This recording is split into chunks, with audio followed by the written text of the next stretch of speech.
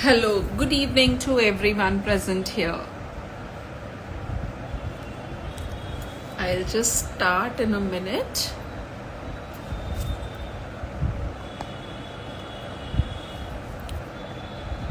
Yes, so आज का जो इंटेंस फ्राइडे है उसका टॉपिक बहुत डिफरेंट था. Good evening. People ask me कि मैम ये इमोशनल पैरासाइट क्यों.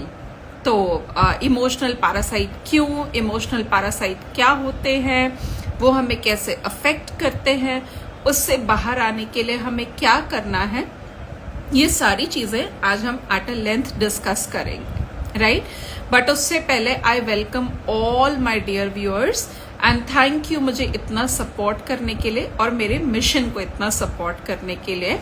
एंड अब मैं बहुत जल्दी YouTube live and Facebook live भी स्टार्ट करूंगी डिफरेंट डेज पे. और मेरा स्वेल पॉडकास्ट पे बहुत अच्छा मुझे रिस्पांस मिला. स्वेल पॉडकास्ट पे मैंने उसके आप लोग सबके साथ अपने इंस्टाग्राम पे वीडियो भी रील भी शेयर करी है. Thank you so much. अगर आज मैं लोगों तक अपने मैसेजेस पहुंचा पा रही हूँ तो रीजन आप लोग हैं, because you people support me the way I am progressing. So without doing much ado आज के टॉपिक के डिस्कशन को स्टार्ट करते हैं. राइट, पैरासाइट तो एक ऐसा वर्ड है जो हम सबने साइंस में कहीं ना कहीं पढ़ा था. राइट, पैरासाइट मतलब वो यस हेलो अंकिता. राइट, तो पैरासाइट अगर मैं बहुत सिंपल भाषा में बोलूं तो कोई ऐसा जीव जंतु या कुछ ऐसा क्रिएचर जो आपकी बॉडी के अंदर रहता है, आपके ऊपर डिपेंडेंट रहता है और आपके अंदर के न्यूट्रिशन को खाता चला जाता है और आपको कंप्लीटली फिनिश करने की कगार पे लाके खड़ा कर देता है. बच्चों को पेट में कीड़े हो जाते हैं, टेप वॉर्म, ये वो बहुत सारे वैरायटीज ऑफ पैरासाइट्स होते हैं. राइट, तो वहां से मेरे दिमाग में एक आइडिया आया. Just a minute, I'll allow you to be in my live video, but after a short while. Pretty Himi, I'll definitely allow you, but please give me a little time, okay? For sure I'll allow you in my live video.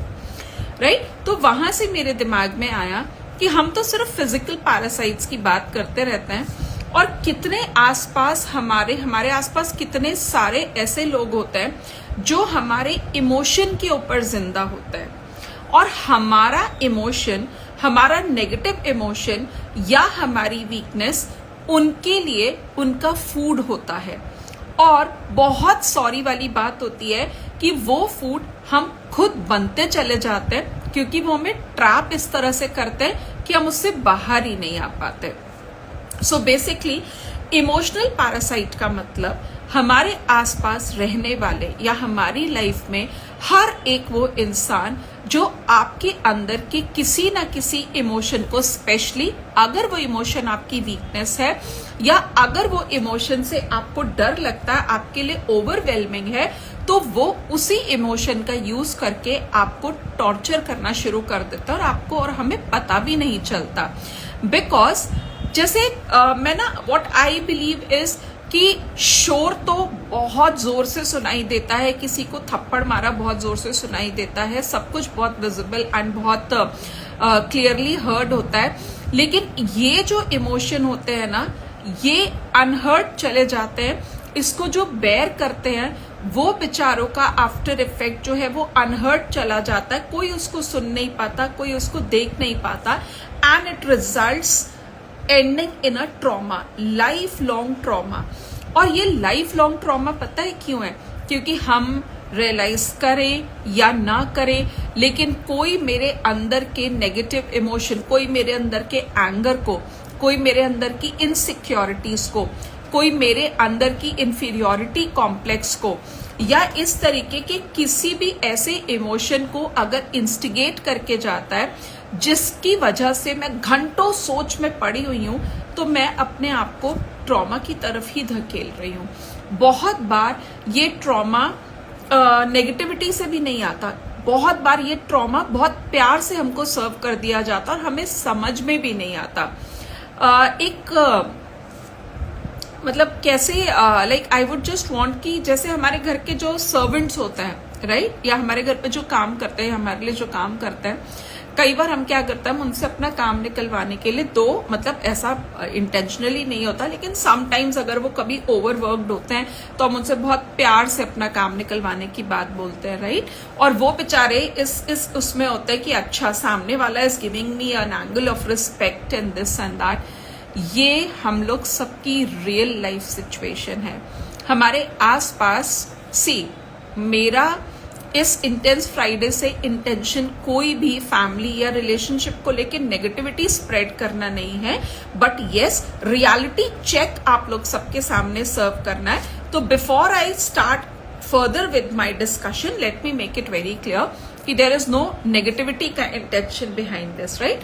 सो हमारे आसपास जो family, friends, relatives के नाम पर जो लोग हमारे आसपास हैं, एंड अगर वो हमारे किसी एक सर्टेन इमोशन का यूज करके they are able to manipulate us, वो हमसे वो काम करवा पा रहे हैं जो हम अनविलिंगली कर रहे हैं, पर कर रहे हैं जस्ट बिकॉज एक इमोशन का बॉन्ड है बीच में, राइट। यहाँ पे जो बॉन्ड्स होते हैं ना, वो बॉन्ड लव का नहीं है, वो बॉन्ड रिस्पेक्ट का नहीं है, वो बॉन्ड विलिंग वाला नहीं है, वो वॉलंटियर बॉन्ड नहीं है, वो जबरदस्ती का बॉन्ड है, क्योंकि आप उस इमोशन को लेके ओवरवेल्म हो रहे हैं और आपको मालूम है कि अगर आपने उस पर्टिकुलर इंसान के उस इमोशन को अटेंड नहीं किया, मीनिंग ऑफ मैनिपुलेटिव का मतलब होता है किसी को अपनी बात मनवाने के लिए मजबूर कर देना, राइट। तो जब हम क्या आई वाज जस्ट टेलिंग कि आप उस इमोशन से जब बाहर नहीं आ पाते हो, आप उस इमोशन के आफ्टर इफेक्ट में उस इंसान की सारी बातें मानते चले जाते हो, भले ही आपका मन है, भले ही आपका मन नहीं है, वहां से वो आपकी इमोशन के पैरासाइट बनने शुरू हो जाते हैं, राइट। बहुत सटल सिम्टम्स होते हैं और ज्यादातर ये इमोशनल पैरासाइट पता है कौन बनती हैं? फीमेल्स बनती हैं, क्योंकि हम थोड़ा सा इमोशनल कंटेंट को लेके थोड़े से ज्यादा वीक होते हैं। अगर किसी ने हमारे अंदर का सिर्फ एक ये इमोशन इंस्टिगेट कर दिया, किसी आई लव यू या आई रिस्पेक्ट यू या आई मीन तुम मेरे लिए सब कुछ हो, तो हम उस इमोशन के साथ इतना बुरी तरह से अपने आप को कनेक्ट कर देते हैं कि हमें रेड फ्लैग्स दिख भी रहे होते हैं। रेड फ्लैग्स का मतलब हर छोटे बड़े दिखने वाले वो साइन जो disrespect, lack of love, lack of understanding को इंडिकेट करते हैं, उन सारे सिम्टम्स को हम रेड फ्लैग्स बोलते हैं। रिलेशनशिप में, सिचुएशनशिप में, फ्रेंडशिप में ये रेड फ्लैग्स हमारे सामने जब तक देखो आते रहते हैं, बट हम क्या करते हैं? वी टर्न अ ब्लाइंड आई, हम उसकी तरफ बिल्कुल आंख बंद कर लेते हैं कि नहीं, ये तो मेरा लव्ड वन है, ये तो मेरे साथ ऐसा कर ही नहीं सकता, या शायद मैं कुछ ज्यादा ही सोच रहा हूं या ज्यादा सोच रही हूं।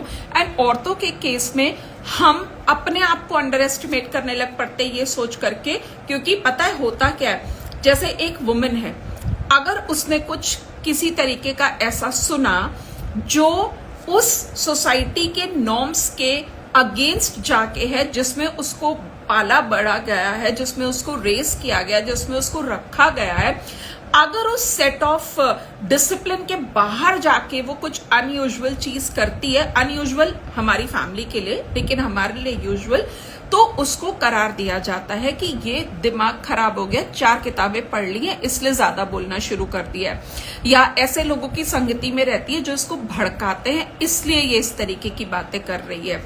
एंड इट हैज हैपेंड बहुत सारी फैमिलीज में, बहुत सारे रिलेशनशिप में मेरे पास ये नोटिस आता है, लोग पीपल कम एंड डिस्कस कि मैम जब हम रिस्पेक्ट डिमांड करते हैं तो हमारा पार्टनर कहता है रिस्पेक्ट, और कैसे तुम्हें रिस्पेक्ट करूं, तुम्हें सर पे बैठा के रखूं या फिर तुम्हारी आरती उतारूं। दीज आर द आंसर्स जो विमेन को दिए जाते हैं by so many relationships around us. And जब आप ये डिमांड ज्यादा करने लग पड़ते हो तो आपको रिबेल का करार दे दिया जाता है। एंड प्रॉब्लम ये है कि हम फिजिकली उस चीज से अलग नहीं हो पाते क्योंकि हमको रहना वही है, right. That is the problem. यहां से बनना शुरू होता है इमोशनल ट्रॉमा का बॉन्ड, और ये बनते हैं हमारे इमोशनल पैरासाइट जो हमारे उस अनवांटेड इमोशन के ऊपर अपने आप को फीड करते चले जाते हैं, उस हद तक फीड करते चले जाते हैं कि we are left without any energy for ourselves. अब एनर्जी में कैसे, like what do I mean when I say I mean we are left without energy for ourselves, इसके बारे में हम थोड़ा सा बात करते हैं, right.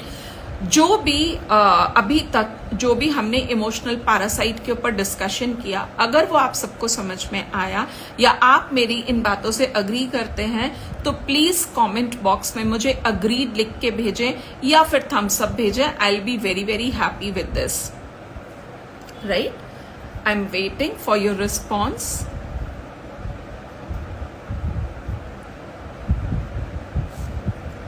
Okay, so next is like as I was telling you कि ये जो इमोशनल पैरासाइट होते हैं ये हमारे साथ किस तरह से बॉन्ड बनाते हैं। सी, बॉन्ड लव का, रिस्पेक्ट का या म्यूचुअल अंडरस्टैंडिंग का है तो उससे अच्छा कोई बॉन्ड नहीं हो सकता, एक्सक्यूज मी।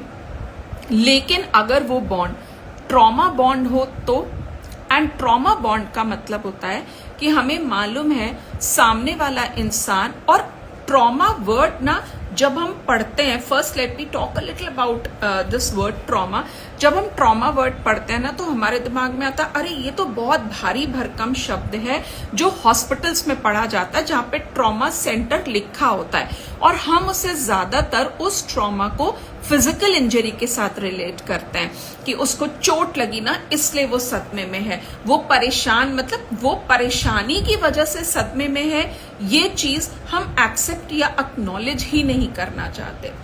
ट्रॉमा एक्चुअली बहुत भारी भरकम वर्ड है, और ट्रॉमा हमारी और आपकी लाइफ में हर जगह प्रेजेंट है, बस हम उसे एक्नॉलेज नहीं करते। Like as I said, I was talking about trauma bond.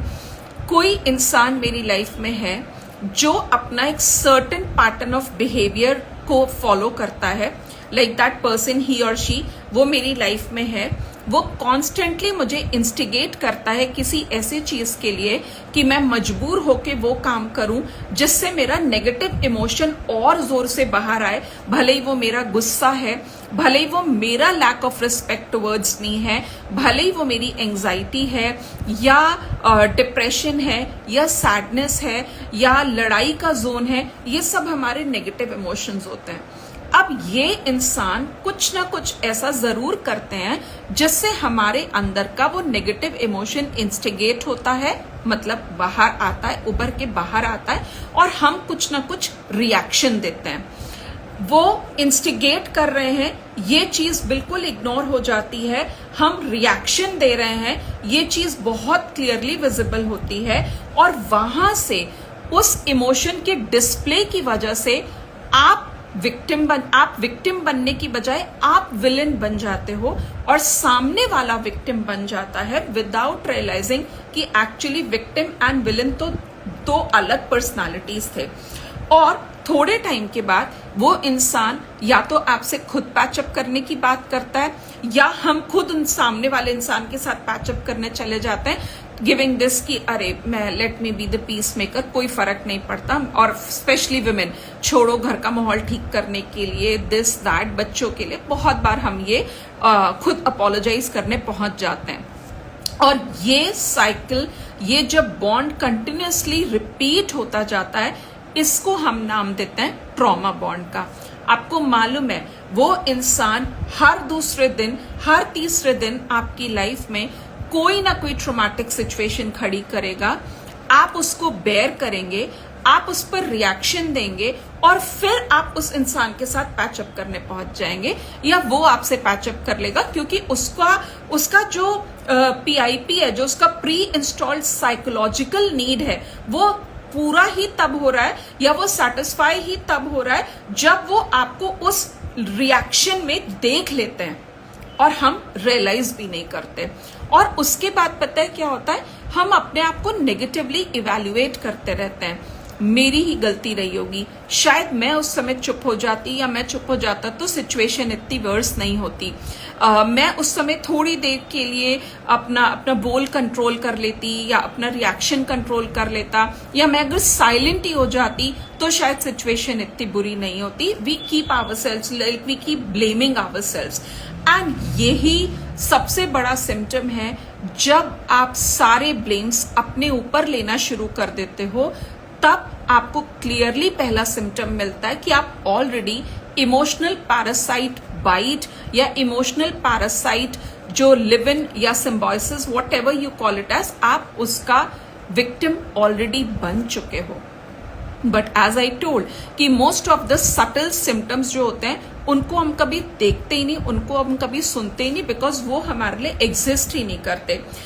इससे पिछले आई गेस पिछले या इससे पिछले वाले टॉक शो में भी मैंने ये बात बोली थी कि फिजिकल चोट का जो असर या जो मार्क्स होते हैं वो बहुत क्लियरली नजर आता है और उसका ट्रीटमेंट बहुत बहुत इजी तो मैं नहीं कहूंगी, बट यस उसका ट्रीटमेंट हो जाता है, हम उसे एक्नॉलेज भी करता है, हम उसको ठीक करने के लिए ट्रीटमेंट एंड हीलिंग ये दो बहुत अलग अलग वर्ड्स हैं, राइट।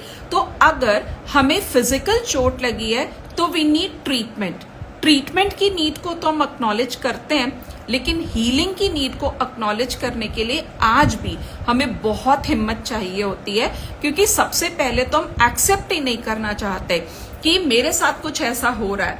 नॉर्मली क्या होता है, हम ना ये परसेप्शन हमारे दिमाग में बैठा दिया जाता है कि अगर आप सेल्फ केयर करते हो, thank you so much Talat and so good to see you after so long, right. बहुत क्योंकि हमारा जो social portrayal of a female है, अ परफेक्ट फीमेल या अ परफेक्ट मेल है, वो इतना अनरियलिस्टिक है और हम कंपेयर करते हैं उससे। लाइक पोर्ट्रेल मतलब social portrayal of a women या social portrayal of a wife, बिल्कुल डेक्ड अप ऑल टाइम 24/7 वो आपको सजी धजी मिलेगी, वो बिल्कुल त्याग की मूर्ति बनी मिलती है। She is all running around the house, इधर से मैं खाना बना रही हूँ, उधर से मैं ये कर रही हूँ। ओके, आई अग्री, ये सारी चीजें होती हैं, but not the way the social media portrays a wife, right? And same as with man, a perfect man who's bearing everything silently and doing all the sacrifices and this and that. जबकि ये मैं और आप दोनों बहुत अच्छी तरह से जानते हैं कि रियलिटी इससे बहुत डिफरेंट होती है। अगर सब लोग इतने ही सैक्रिफाइसिंग नेचर के होते तो शायद आज लाइफ में इतनी टेंशन्स या इतनी परेशानियां नहीं होती, या इतना जो सफरिंग्स हमको फेस करनी पड़ती है, शायद वो सफरिंग्स नहीं होती अगर सब लोग इतने ही ज्यादा सैक्रिफाइसिंग हो जाते, राइट। सो इसकी वजह से एक्सपेक्टेशंस ऐसी बन गई हैं कि वो एक्सपेक्टेशंस पैरामीटर्स में चेंज हो गई हैं। If you are an ideal wife, these are your parameters. If you are an ideal husband, you should be matching these parameters. अगर आप एक ideal friend है तो आपको ये certain parameters follow करने, मतलब everything, for everything there is a rule and there are rubrics. rubrics मतलब इतने में से इतने मार्क्स मैं आपको दूंगा अगर आप इस behavioral pattern को follow करते हो। और वहां से वो इमोशनल पैरासाइट वाला जो फीलिंग होता है वो इतना इंक्रीज होता चला जाता है, क्योंकि सामने वाला ऐसे लोगों को सेडिस्ट बोलते हैं। सेडिस्ट का मतलब होता है वो इंसान जो आपको परेशानी में देख के जैसे सुख मिलता है, जैसे खुशी मिलती है, उसे हम सेडिस्ट कहते हैं। एंड ज्यादातर आप इमोशनल पैरासाइट जो आपकी लाइफ के जो इमोशनल पैरासाइट्स होते हैं ये सेडिस्ट होते हैं। और ये सिर्फ लाइफ पार्टनर्स नहीं होते, कई बार ये हमारे पेरेंट्स भी होते हैं। I am coming to that point also. Parents कैसे, see old age and young age का जो साइकिल है ये नेवर एंडिंग है।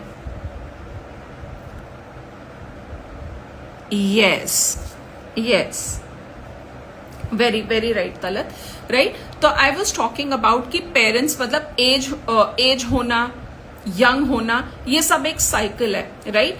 लेकिन इस रेपिटेटिव साइकिल को ले करके जो सबसे कॉमन डायलॉग होता है, हमने तुम्हें क्या इसी दिन के लिए बड़ा किया था, अगर तुम बाहर चले जाओगे पढ़ने या तुम चली जाओगी बाहर तो हमारी देखभाल कौन करेगा, right. I am not against taking care of your parents, because yes जब हम छोटे थे they were there to look after us, और जब आज उनको हमारी जरूरत है हमें उनके पास रहना है। But not at this level कि आप अपने आप को बिल्कुल कुर्बान कर दें, बिल्कुल अपने आप को सैक्रिफाइस कर दें, और यहां पे भी इमोशन का ही सहारा लिया जाता है। वो जो काम वेपन से या जो काम जबरदस्ती से नहीं जीत सकते, आप उसे इमोशन से जीतने की कोशिश करते हो। योर सन और योर डॉटर, उसकी बहुत इच्छा है बाहर जाके पढ़ने की, लेकिन क्योंकि वो आपका सिर्फ एक ही एक बच्चा है, आप उसे बिल्कुल बाहर भेजना नहीं चाहते, थिंकिंग अरे ये चला गया तो मेरे घर की रौनक खत्म हो जाएगी, या हम बीमार हो गए तो हमें कौन लुक आफ्टर करेगा। बहुत सारी चीजें, बहुत सारी सिचुएशंस होती हैं जिसके चलते फैमिली के एक एक बच्चे को रोक लिया जाता है कि आप सिर्फ इकलौते बच्चे हो इस घर के, and we need you, we will need you. अभी नीड यू है नहीं, बट हमें तुम्हारी जरूरत पड़ेगी अजम्पशन के चक्कर में हम उस बच्चे को अपने पास रोक लेते हैं, और बिना ये सोचे समझे कि उसके ऊपर इस समय क्या बीत रही होगी। ये इमोशनल पैरासिटिज्म का एक बहुत कॉमन देखने वाला एग्जाम्पल है, और हम इसको पेन की बात पता है क्या है, ये पैटर्न रिपीट होता चला जा रहा है। मेरे ग्रैंड पेरेंट्स ने मेरे पेरेंट्स को ये बात बोली थी, मेरे पेरेंट्स ने मुझे ये बात बोली, बट अगर मैं उसको आगे कन्वे कर रही हूं, आगे कंटिन्यू कर रही हूं, तो मुझसे बड़ा बेवकूफ कोई नहीं है।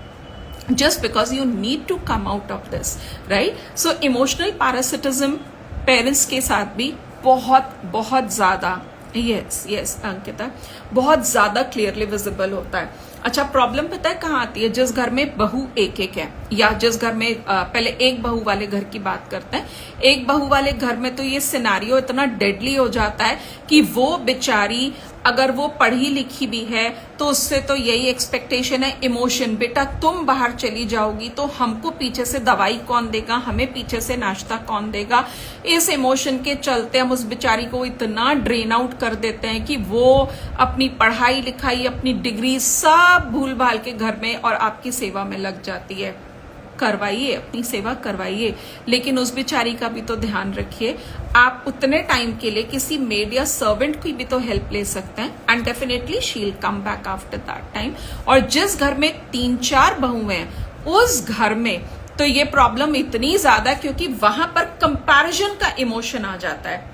तुमने ये नहीं किया, देखो तुम्हारी जेठानी ने ये ऐसा किया, या तुम्हारी देवरानी ने ऐसा किया, और वो कंपैरिजन जो है इतना बुरी तरह से उस इमोशन। अब अगर आप सारा दिन 4 साथ रहने वाले लोगों के बीच में कंपैरिजन ड्रॉ करते रहोगे, तो जो बेचारा उस कंपैरिजन का विक्टिम बन रहा है उसके अंदर नेगेटिव इमोशन नहीं होगा। Thank you so much doctor Feni, thank you so much Ankita. अगर उसके अंदर नेगेटिव इमोशन जनरेट नहीं होगा तो क्या होगा, आप खुद सोच के देखो। Every person, every individual is different, लेकिन हम उसके डिफरेंस को रिस्पेक्ट करने की बजाय उसको खींच खींच के पैरामीटर्स में लाने की कोशिश करते हैं। अगर वो इंसान विलिंगली नहीं मान रहा, तो अगेन सबसे अच्छा वेपन, सबसे साइलेंट वेपन इज आपका इमोशन।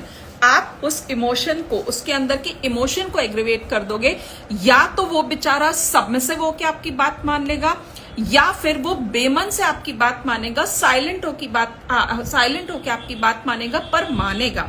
एंड मुझे उससे इमेंस प्लेजर मिल गया, इमेंस सेटिस्फैक्शन मिल गया कि yes I manage to get what I wanted to. That is what sadism is. तो इमोशनल पैरासिटिज्म अकेले नहीं आता है। इमोशनल पैरासाइट जो है हमारी लाइफ में, that person is actually a sadist. और हम इन टर्म्स को सिर्फ इंग्लिश डिक्शनरी में पढ़े जाने वाले वर्ड सोच करके हम इन्हें इग्नोर कर देते हैं, हम इस पर कभी ध्यान भी नहीं देते। सो ये फैमिली लेवल पे, ये फ्रेंडशिप लेवल पे, ये सिचुएशनशिप लेवल पे, ये रिलेशनशिप लेवल पे, ये हर जगह पे अलग अलग तरीके से प्रैक्टिस किया जाता है इमोशन का सहारा लेना। Now coming to this emotional parasitism between a child and a parent, आज मैंने एक स्वेल पॉडकास्ट जो है मैंने पुटअप किया, एंड उसमें because people wanted me to speak about this, and मैं बहुत जल्दी यूट्यूब लाइव भी इस चीज पे करूंगी। एंड द टॉपिक इज कि आजकल व्हाट आर वी रेजिंग, हम किड्स रेस कर रहे हैं या हम सेंसिटिव एलिमेंट्स रेस कर रहे हैं।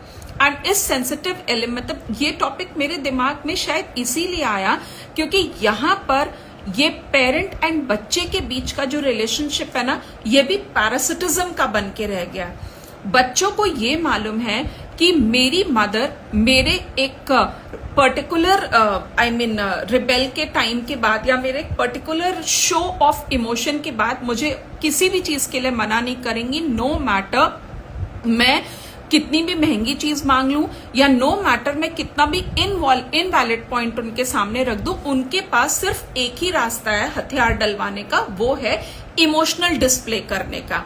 मैं खाना नहीं खाऊंगा, मैं रोऊंगा या मैं रोऊंगी या मैं अपने आप को कुछ हर्ट करने की कोशिश करूंगा या करूंगी। बच्चे यहां से हमारे इमोशनल पैरासाइट बनना शुरू हो जाते हैं एंड सबसे ज्यादा ये इमोशनल पैरासाइट बनते हैं मदर के ऊपर, क्योंकि फादर एक स्ट्रिक्ट फिगर वाला इंसान होता है हमारी नजर में, उनसे हम थोड़ा सा, उनसे बच्चे थोड़ा सा डिस्टेंस बना के चलते हैं। लेकिन मदर एक ऐसा पर्सन है उनकी लाइफ में जो 24/7 उनकी नीड्स को अटेंड करने के लिए उनके पास है, और उनसे अच्छा कौन हो सकता है अपनी बात मनवाने के लिए। तो पैरासिटिज्म वहां पे भी आइडेंटिफाई करना सीखिए, आइडेंटिफाई कीजिए और बच्चे के साथ। एंड इसको पता है रोकने का सबसे अच्छा तरीका What I feel is कि अभी बायगॉन आर द डेज जब हम मार खा के बड़े हुए हैं बिल्कुल, और हमें ये बोला भी जाता था कि तुम्हें तो मार की भाषा ही समझ आती है, और शायद हम आप ठीक भी हो जाते थे जब 2 थप्पड़ पड़ते थे, हमें समझ में आ जाता था अब कुछ नहीं होने वाला, आप सरेंडर कर दो, बस अब मम्मी बहुत गुस्से में आ गई है। लेकिन अभी क्या हो गया, अभी स्लैप को रिप्लेस किया है डिबेट एंड ग्रुप डिस्कशंस में, और पेरेंट एंड बच्चे के बीच में डिफरेंस आने का सबसे बड़ा रीजन यही है कि हम बच्चे के डिबेट्स को या हम उनके थॉट्स को रिस्पेक्ट ही नहीं करना चाहते। हम सोचते हैं कि जो हमने कह दिया बच्चे को एज इट इज मान लेना चाहिए, क्योंकि हम भी तो ऐसे ही बड़े हुए हैं। आई एग्री, लेकिन साइकिल हमेशा सेम तो नहीं रहती, और जब हम जितना ये चीज हम प्रैक्टिस करते हैं उतना हम बच्चे को how to deal with elders in state of comparison. Sure doctor Feni, I just come to that, right. So बच्चों से इमोशनल पैरासिटिज्म को दूर करने का सबसे अच्छा यही तरीका है, स्टॉप पेइंग अटेंशन। थोड़ी देर के लिए आपको तकलीफ होगी, लेकिन ट्रस्ट मी, जब आप उसके उस अपने अंदर के उस इमोशन को जेनरेट ही नहीं होने देंगी तो वो उस पर फीड नहीं कर पाएगा। Stay away from it. Dr. Feni has a question, how to deal with elders in state of comparison, kindly guide. Okay, wonderful question. देखिए doctor Feni, again as I said, elder emotion का सहारा ले रहे हैं, compare कर रहे हैं, और उस कंपैरिजन में वो आपको इमोशनली इन्वॉल्व कर रहे हैं, राइट। तो यहां पर सीधा सिर्फ एक है, मैं ऑडिट टेक्निक्स बहुत अपनी लाइफ में यूज करती हूँ, बहुत सिंपल ऑडिट टेक्निक है। सबसे पहले तो हमें अगर साफ साफ सिम्टम्स दिख रहे हैं कि यहाँ पर कंपैरिजन करा जा रहा है और यहाँ पे कंपैरिजन करके मुझे मेरे अंदर का नेगेटिव इमोशन जेनरेट किया जा रहा है, तो just go and tell them कि एक स्ट्रेट ओवर द टेबल या in across the table conversation is way better. थोड़ी देर के लिए उनको बुरा लगेगा, वो आपको बुरा भला भी बोलेंगे कि तुम रिबेल हो गए हो या तुम ऐसे करते हो या तुम वैसे करते हो, but it's always advisable to go and talk. And फिर भी अगर आपको लगता है कि सामने वाला इंसान आप बात नहीं कर सकते क्योंकि या तो बहुत ज्यादा रेस्ट्रिक्शन है, क्योंकि आई अंडरस्टैंड ज्यादातर होता क्या है, फीमेल के साथ क्या सिचुएशन होती है कि उसके हस्बैंड की एक एक्सपेक्टेशन है कि listen these are my parents, और तुमको जो भी कहना है, तुम्हें जो भी गुस्सा निकालना तुम मेरे ऊपर निकाल लो, पर मेरे पेरेंट्स को कुछ भी मत बोलना।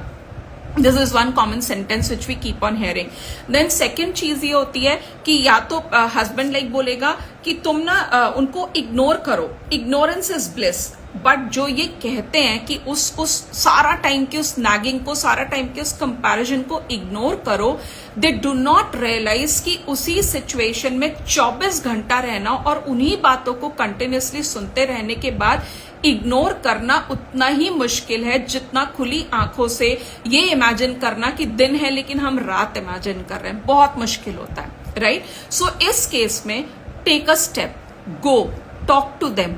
थोड़े टाइम के लिए it will be difficult, but आप बार बार उस राउंड ऑफ टॉक को जनरेट कीजिए. Like I give you one example doctor Feni over here. जैसे बहुत बारी क्या होता है, हमारे रिलेशनशिप में ऐसे लोग होते हैं जो हमें साइलेंट ट्रीटमेंट देना शुरू कर देते हैं. ये भी one of the emotional hit होता है कि सामने वाले ने मुझसे बात करनी बंद कर दी, क्योंकि उसे पता है कि मेरी अगर मैं उससे बात नहीं करूंगा या मैं उससे बात नहीं करूंगी तो उसको परेशानी होगी, वो और ट्रबल में आ जाएगा. ये मुझसे बात भी नहीं कर रहा, एटलीस्ट बोल लेता, मुझे चाटा मार लेता, मुझसे लड़ लेता या मुझसे लड़ लेती, लेकिन बात तो करो. और वो सामने वाला इंसान आपको और ट्रबल में डालता चला जाता है और आप सरेंडर करके आप सामने वाले से खुद बात करने पहुंच जाते हैं. Stop doing that. जब भी कोई आपके अंदर के नेगेटिव इमोशन को जेनरेट करके आपको साइलेंट ट्रीटमेंट देना शुरू करे, आप एक फंडा अपनाइए. आप हर रोज एक बार उनके पास जाइए और उनसे पूछिए, are we ready to talk? क्या हम उस दिन के बारे में बात कर सकते हैं? अगर वो फिर भी आपको कोई रिप्लाई नहीं देता, come back, be busy with your life. ये प्रोसेस को तब तक रिपीट करिए जब तक सामने वाला उस साइलेंस की आइस को ब्रेक करके आपसे बात करने पर राजी नहीं हो जाता. Stop taking this emotional torture on you. क्योंकि अगेन वो सेडिस्ट है, सामने वाला कंपेयर कर रहा है, उसके बाद आपसे बात नहीं कर रहा और आपको ही विक्टिम, आपको विलन शो कर रहा है. विक्टिम तो आप हो और आपको विलन शो कर रहा है. So either talk, that's the only thing, या फिर second thing is dissociate yourself. Dissociation थोड़ा सा टाइम टेकिंग प्रोसेस होता है. Thank you so much doctor Feni. Dissociation थोड़ा सा लॉन्ग प्रोसेस होता है, थोड़ा सा टाइम टेकिंग होता है, but it actually works. Doctor Feni, I hope I answered your query. I am so happy. इतना लाइवली कॉन्वर्सेशन जब मुझे मिलता है तो मुझे बहुत बहुत ज्यादा हैप्पीनेस होती है. राइट नाउ, आज अब सेशन को एंड करने से पहले लास्ट चीज की तरफ बढ़ते हैं, how to come out of it. जैसे मैंने डॉक्टर फेनी को अभी एडवाइस किया, 2 तरीके हैं. Thank you so much. There are 2 ways. Either become very vocal about it, पर वोकल होने के लिए उससे पहले आपको एक्नॉलेज करना है, आपको एक्सेप्ट करना है कि ये एक सर्टेन थिंग मेरे साथ हो रही है. और क्योंकि देखिए, एक्सेप्टेंस एंड एक्नॉलेजमेंट के बिना तीसरा स्टेप आ ही नहीं सकता, नो मैटर. अभी कल मैं इस टॉपिक पे रील डालने वाली हूँ, 4 A's. A 4 A जो हमें प्रैक्टिस करने चाहिए जब भी हमें किसी तरीके का लॉस एनकाउंटर करना पड़ता है. यहाँ पे अगर आप अपने पॉजिटिव इमोशन का लॉस एनकाउंटर कर रहे हैं just because of a certain person, तो पहले उसको एक्सेप्ट कीजिए, yes this is happening to me. Then acknowledge करिए कि यस, हार्म तो हो चुका है, बट अब हार्म हो चुका है कह के मैं स्टेप तो पीछे नहीं खींच लूंगी. I need to come out of it. Right, assess करने के बाद हर वो स्टेप उठाइए जो आपको जरूरी लगता है. अगर आप फिजिकली डिस्टेंस, मतलब एक घर में रहते हैं और आपको मालूम है कि ये लाइफ लॉन्ग प्रोसेस है, तो डेफिनेट सी बात है, डिस्प्लेसमेंट अगर पॉसिबल नहीं है तो डिसोसिएशन तो पॉसिबल है. उस इंसान के रिएक्शन को फीड ही मत अपने अंदर, सॉरी आई शुड से कि अपने अंदर के उस रिएक्शन को उसका खाना बनने ही मत दीजिए जो वो बनने देना चाहता है.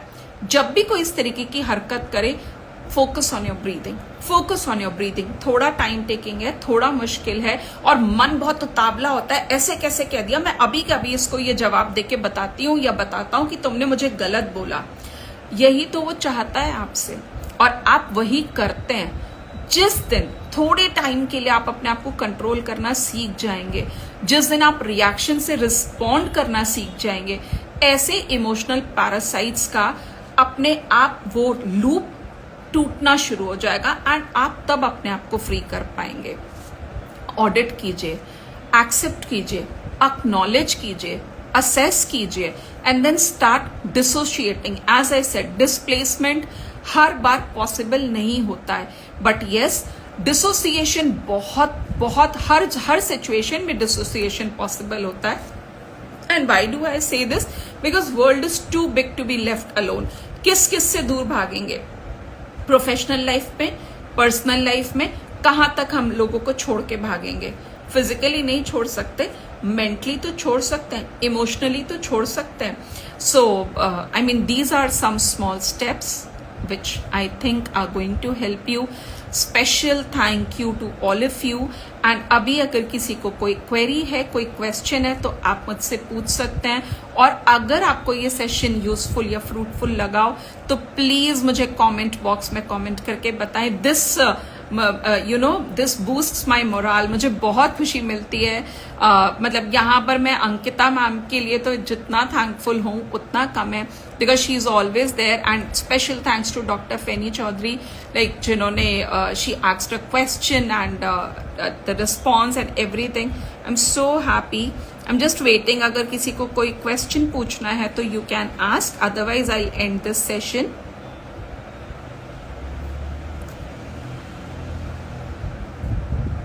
एंड अगले बार I mean this Sunday I am coming YouTube live. और मेरा जो यूट्यूब चैनल है वो टेलर 979 के नाम से ही है, जिसमें मैं पेरेंटिंग की बात करूंगी. और पेरेंटिंग भी कैसा, उन पेरेंट्स के लिए ये स्पेशल सेशन है जिनका एक बच्चा तो टीनेज में है और दूसरा बच्चा बहुत छोटा है और वो दिन रात स्ट्रगल कर रहे हैं पेरेंट्स, बड़े बच्चे और छोटे बच्चे के बीच में पेरेंटिंग को बैलेंस करने के लिए. क्यों प्रॉब्लम्स आती हैं, कैसे उन प्रॉब्लम्स को रिजॉल्व किया जा सकता है, इस पर हम डिस्कशन करेंगे संडे को. और इसका जो ब्रोशर है वो मेरे फेसबुक पेज पर है and I put it on my Instagram also. I wish कि आप लोग सब उसको ज्वाइन करें and share it. I be putting it on my social media platforms. अगर आप उसको शेयर कर सकें, I be very thankful to all of you. And with these words, I end up today's session. Thank you. Good night, everyone.